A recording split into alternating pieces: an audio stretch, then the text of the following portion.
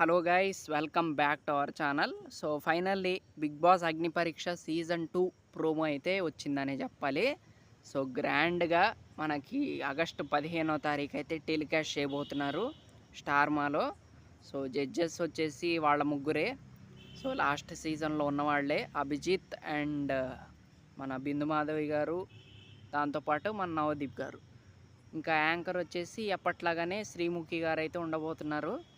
So promo బాగుంది, కాకపోతే last time ఇచ్చిన ఇంపాక్ట్ ఇవ్వలేదు. సో అదైతే చెప్పచ్చు అనమాట. So last time first time కదా, ఫస్ట్ సీజన్ కదా, సో కొంచెం ఎగ్జైటెడ్గా అనిపించిందనే చెప్పాలి. బట్ ఈసారి అంత ఎగ్జైట్ చేయలేదనే చెప్పాలి. సో అదనమాట.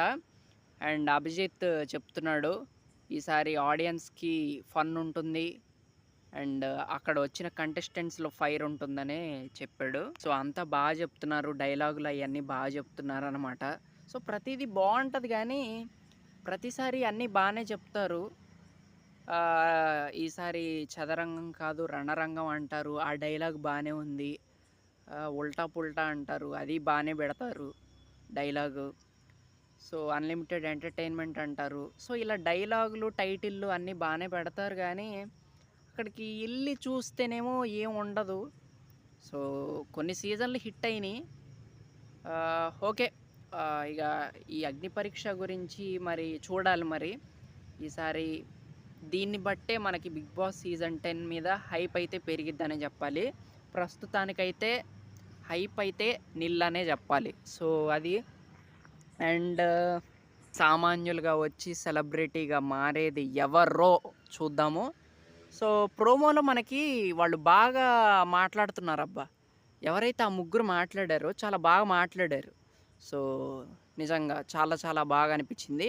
అండ్ జడ్జెస్ కూడా మరి ఈసారి ఎలా చేస్తారో చూడాలి. సో లాస్ట్ టైం బాగా చేశారు, నైస్. సో అండ్ దాంతోపాటు ఇంకొక కాంట్రవర్సీ ఒకటి నడుస్తుందని చెప్పాలి. అదేంటంటే కొంతమంది కామనర్స్ని పిలిచారంట, మీరు రండి, మీరు వస్తే మిమ్మల్ని కూడా ఆడిషన్ చేస్తామని రమ్మన్నారంట. తర్వాత అక్కడికి వెళ్ళాకేమో వాళ్ళకి అసలు అంటే రీజన్స్ ఏమి చెప్పకుండా మీరు వెళ్ళిపోండి అని అన్నారంట. సో అదేందో మరి. సో దట్స్ నాట్ కరెక్ట్ అనిపించింది నాకైతే. సో చూద్దాం మరి. అదైతే కరెక్ట్ కాదబ్బా. మీరు ఒకవేళ సెలెక్ట్ చెయ్యకూడదు అని అనుకుంటే వాళ్ళని ముందే చెప్పాలి వాళ్ళకి. సో అలా అనవసరంగా వాళ్ళని పిలిచి వాళ్ళని ఇబ్బంది పెట్టడం అది కరెక్ట్ కాదు.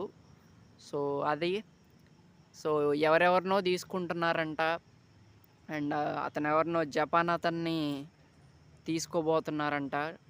డైరెక్ట్ బిగ్ బాస్ సీజన్ 10లోకి తీసుకురాబోతున్నారంట. సో నాకు ఎప్పటి నుంచో ఒకటి చెప్పాలనుకుంటున్నా. సో ఇది మీకు కూడా అనిపించిందో లేదో చెప్పండి. మన 2 తెలుగు రాష్ట్రాల్లో 7 కోట్ల మంది జనాభాలో తెలుగు వాళ్ళే లేరా? సామాన్యులు లేరా? తెలుగు సెలబ్రిటీసే లేరా? సో ఇది నేను ఎప్పటి నుంచో చెప్దాం అనుకుంటున్నా, కానీ అసలు ఇక తప్పట్లేదు. 7 కోట్ల మంది తెలుగు జనాభాలో మీకు 20 మంది కంటెస్టెంట్స్ దొరకట్లేదంటే అది తెలుగు షోలో. ఇంకేం చెప్పాలో నాకైతే అర్థం కావట్లేదు.